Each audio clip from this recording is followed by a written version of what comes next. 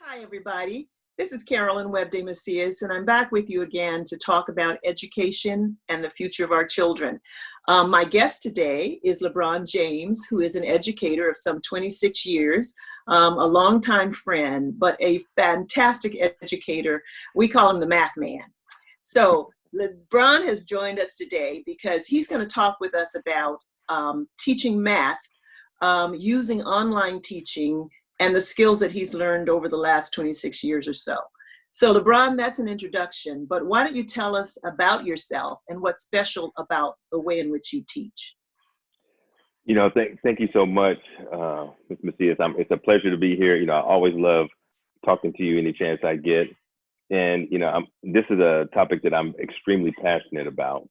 And I'm extremely passionate about math because I'm not a natural mathematician. Math did not come easy to me. But my father told me in the 6th grade that I have to be a mathematician. I have no choice. So I was like, Dad, why do I have to be a mathematician? He said, because you'll be the first man in this family that doesn't pick up a broom or a mop to make a living. He says, you're going to work with your mind for the rest of your life. And if you become a mathematician, you will always be in demand. And so he made that my recipe for success. Okay. Yeah. So whenever the other kids would do odd problems for homework, I had to do all the problems. When they were on chapter 5, my dad made me read to chapter 6. So he created a work ethic because he knew if you outworked everyone, you would be successful. And after 3 years, math became easy. I became a math major at UCLA, and that led me into the teaching profession. And so I realized anybody and everybody can learn math because it was not my favorite subject. It wasn't my strongest subject. So I know that with hard work, all kids can succeed in math. Okay. I know many people are groaning as you say that. Yes, I know. And so let me fast forward after teaching for 15 years and after tutoring for like 25 years, I came up with my own theory about mathematics, that math is emotional. I realized everyone has an emotional response to mathematics. It's usually a strong dislike or hate, or a few of us have a strong love for it, but there's always a strong emotion connected to math. So whenever I teach math, I first address the social emotional needs of my students. So when I would teach, I wouldn't even do any math for the first 2 days. You became the friend of the children?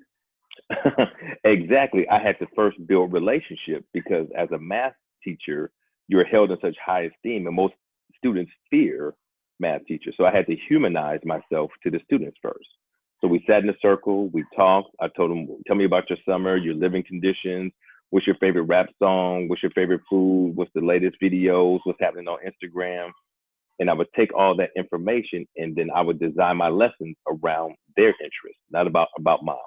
Now tell us, I know that you've been teaching math online for a great period of time. And one of the things that we are critically concerned about right now is how students learn online. What's your trick? Well, my trick is actually, I'll just give you a little bit of background. I've been teaching online since 2001. So back in 2001, I said, teaching online is going to be the future. So I became a certified online teacher through UCLA's extension program. And so what I realized is that online, it speaks to students in different ways. The first way is the kids who are introverted face-to-face come alive on online learning because you can't see their face, they're not exposed, so they will participate more, interact, chat more online than they will do face-to-face. So when you're teaching online, you're not looking at the students as we're looking at each other. No, I'm not. And so it provides somewhat of a safety net for the students. So once they become comfortable after a few weeks, then they'll start turning on their cameras, but I don't make them turn on their cameras. Okay. So that anonymity is what they enjoy because one of the biggest difficulties about math is people are afraid to make mistakes or be wrong, especially in a public forum.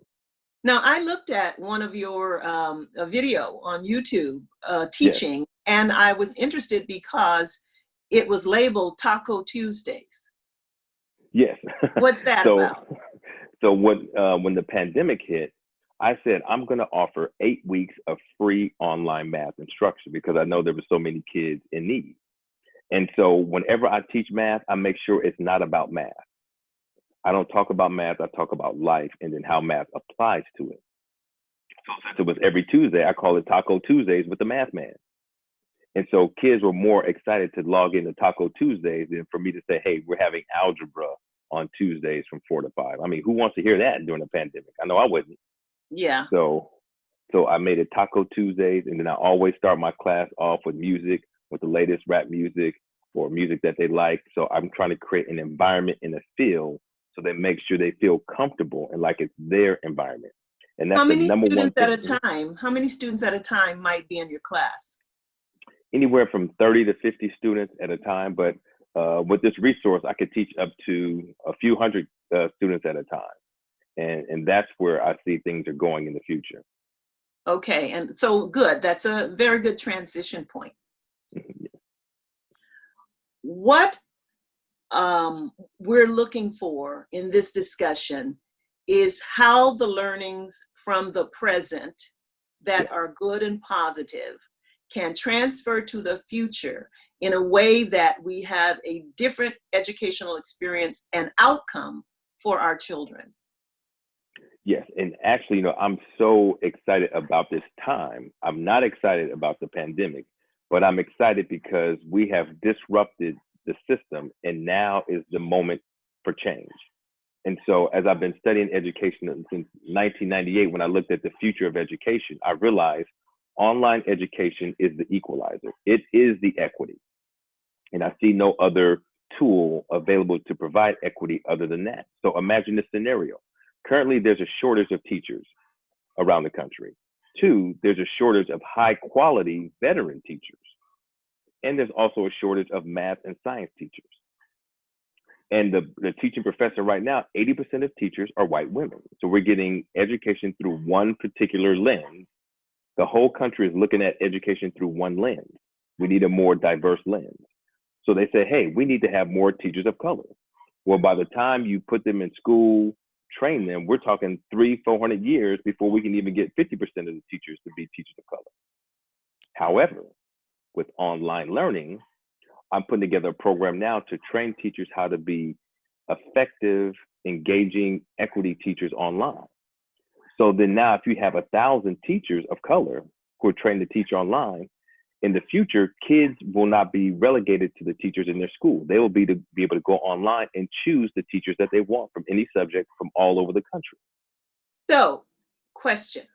Yes. One of the concerns about the next year or so is whether or not children can even get back in the classrooms on the school campuses, or whether they will be doing online teaching, which at the moment, because not everyone has been trained to do online teaching, is woefully missing the mark. Am I hearing you say that we don't necessarily need the classroom, we need a connection to the information, and that it can be done in a way that will interest and excite students? I'm saying yes and yes. One, there will always be a need for community in terms of school. There will always be a need for students to engage. Now, in terms of instruction, I think students, to me, it's more important for a student to engage and have a relationship with the teacher online than it is to be face to face with someone every day that doesn't like them, they don't like, they can't connect with, who doesn't inspire them, who doesn't motivate them. And so that is where the opportunity is. Because say I take 6 classes. Well, if 3 of them I take at my school, I can take another 3 online with teachers whose teaching style really meets my learning style, who have high expectations for me, who have a rigorous curriculum, and who I can really connect with. And connection is the key, but people are forgetting. I can connect with you online. We're connecting right now. Right. So I can feel energy. I can see facial expressions. So people misconstrue that being in the same physical space that's the only way to connect. There's multiple ways to connect, but during the instruction, kids learn from who they like. Okay, so let me ask a basic fundamental question about this. Number 1, how do the students find you? Number 2, how do they pay you number three, is it the school system that would pay you to teach courses that it is not able to teach successfully? Yes. And so in the model I'm designing, one, kids would do a diagnostic about their own personality, their own learning style, and then teachers would have to do a diagnostic of themselves. So it would almost be like eHarmony for education, where students would say my likes and dislikes, and they get matched up with teachers. So if I'm looking for an algebra teacher and I look at my learning style, they may say, okay, here's 4 teachers who look like their style matches yours. Then you watch a 3-minute clip of each of us teaching and say, that's the teacher I want. Then that student can choose that teacher to be their instructor. And so it empowers students. Could you imagine this? That every student picks and likes every teacher that they have. I've never seen that in my life.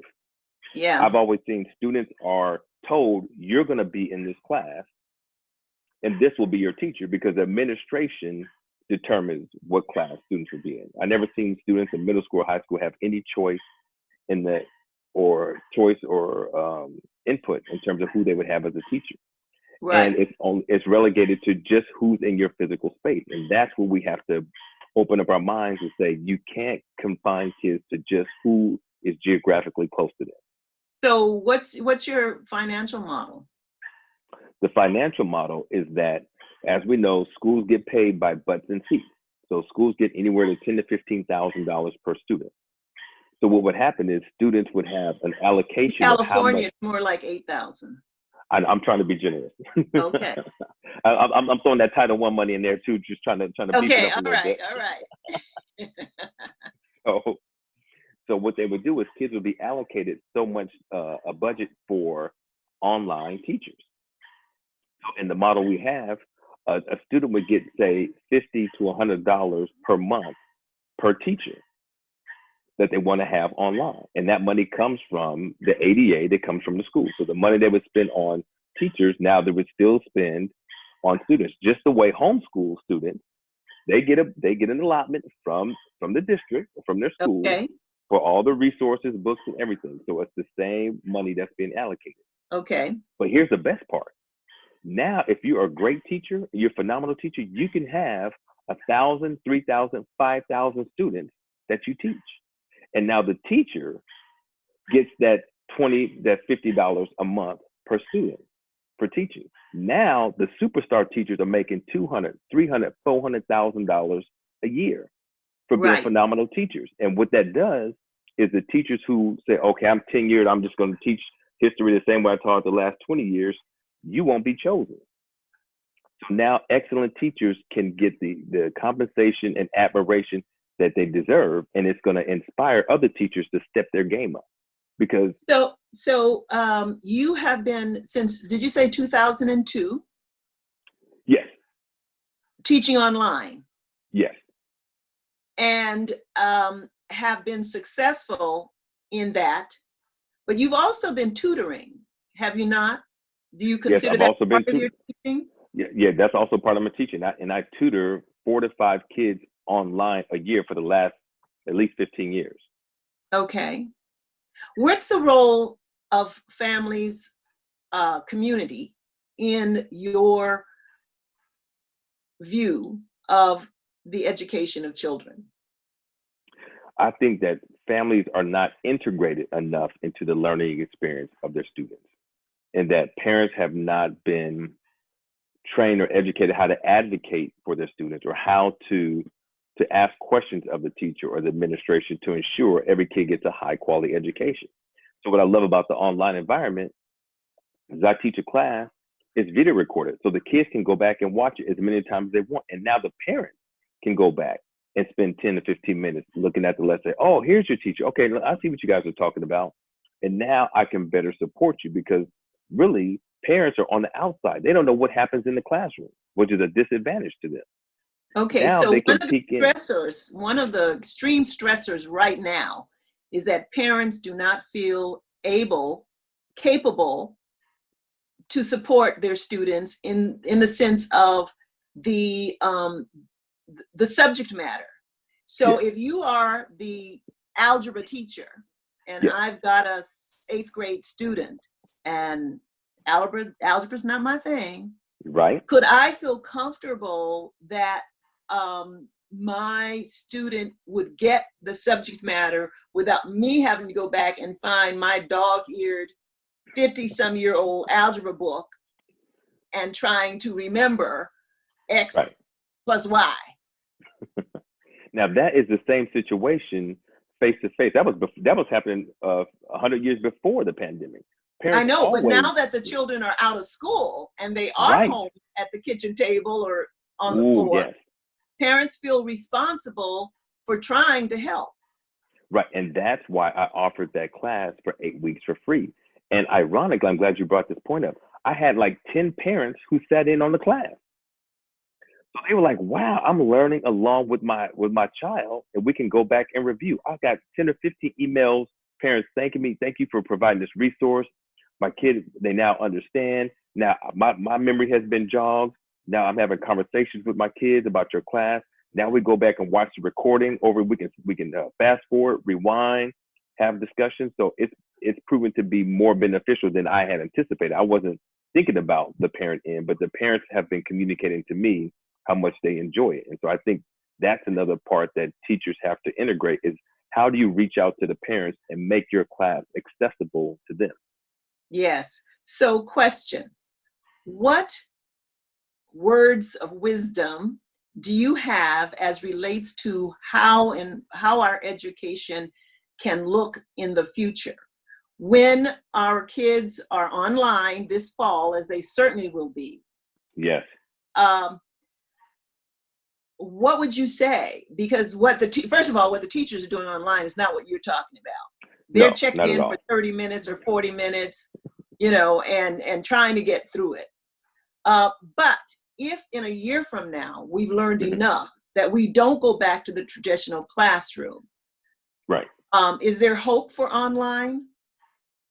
Yeah, there's definitely hope for online. The first thing I would say is that I feel the pain of every teacher who was thrown into remote learning during the pandemic.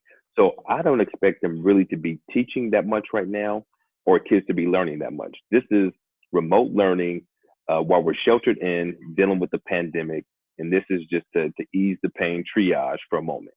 Now, when we start in the fall, every superintendent, every principal has to provide online teaching training for their teachers. If they don't, it's like putting teachers, it's like going to meet somebody at Costco and then putting them in the classroom and say, go ahead and teach. Because everything you've done before has not prepared you to teach online. It's two totally different ways to engage. And so the first thing I tell every teacher, rather than think about content, you got to think about the heart. You got to think about care and love first online. Kids got to know you care. They got to know that you have their best interest at heart. Two, you have to engage. Engagement is the key. Engagement is the key to online learning.